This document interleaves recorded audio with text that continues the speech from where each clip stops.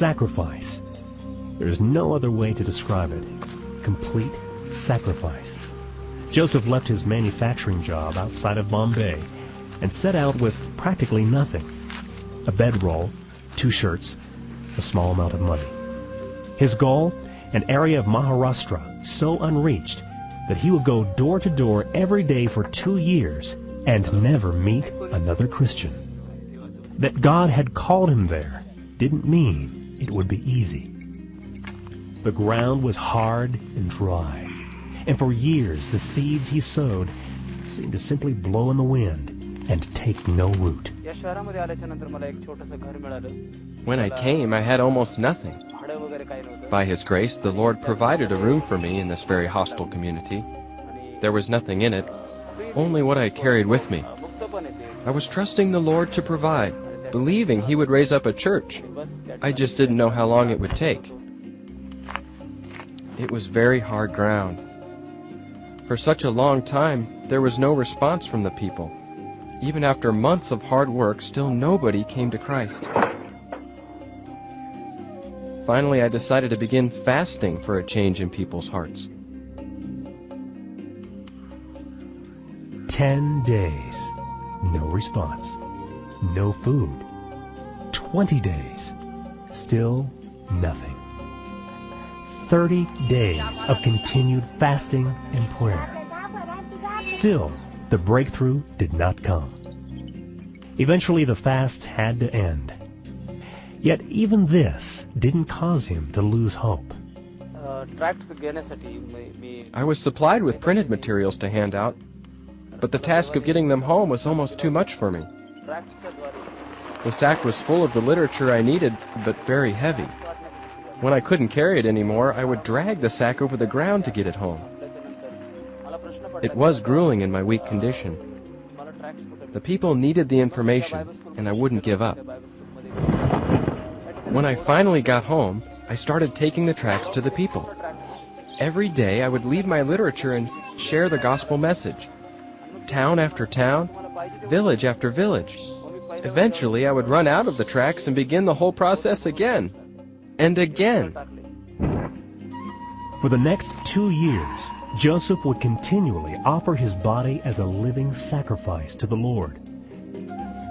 Yet despite all his efforts, the people still were not responsive. When he was not out sharing with people, he would return to his empty room and read his Bible and pray. Hearing him pouring out his heart to the Lord made his neighbors nervous, and they accused him of witchcraft. For his safety, he was forced to find somewhere else to pray.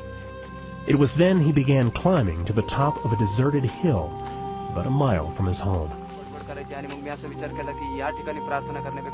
God provided this quiet place of solitude. I could turn my heart to Him and not have to worry about those around me. Every day I would come here and I could see the towns and villages off in the distance, and I began to claim them for the Lord. One after another, I would lift the people up to Him. I had nothing to distract me. I would spend hours here. When it seemed the soil would produce no fruit, Joseph found strength on this hilltop. Somehow I would continue. From town to town, from village to village, I walked and spoke with the people. But no one would listen. Eventually, I thought I would go to the outcasts of society like Jesus did. I went to the poor, to the drunkards. But they grew angry and wrapped my tracts around large stones and threw them at me. Once I was beaten and pulled into a house. They told me I'd be killed for my faith. But a man came by and heard my cries and rescued me before they could finish. After the end of 2 years, Joseph was almost broken. I cried out to God to send me somewhere else, anywhere.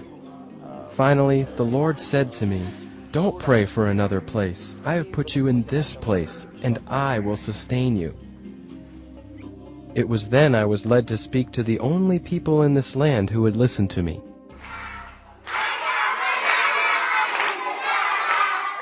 I had talked with everyone else, and they had rejected me. But the children responded differently. They listened. They embraced what I was telling them. Soon scores of children would come to my room, and I would teach them simple church songs and tell them stories from the Bible. They would sing the songs at home, and their parents would ask where they learned them. The children would tell them about the nice man who loved children and taught them. And the parents would come and talk to me. Many, many doors were opened through these children. The Lord is so faithful. He is moving. See that village? I've gone to every doorstep and evangelized there. We now have a mission started. And in that town over there, we have a church. And that town too, we have a church and another mission starting. That town, and that town, and that village over there, I visited all these towns, every house with the good news of Jesus Christ. 16 years later, Pastor Joseph has evangelized more than 165 towns and villages. The Lord has helped him plant an astounding 25 thriving churches and another 28 vibrant mission stations, all where the gospel was previously unknown.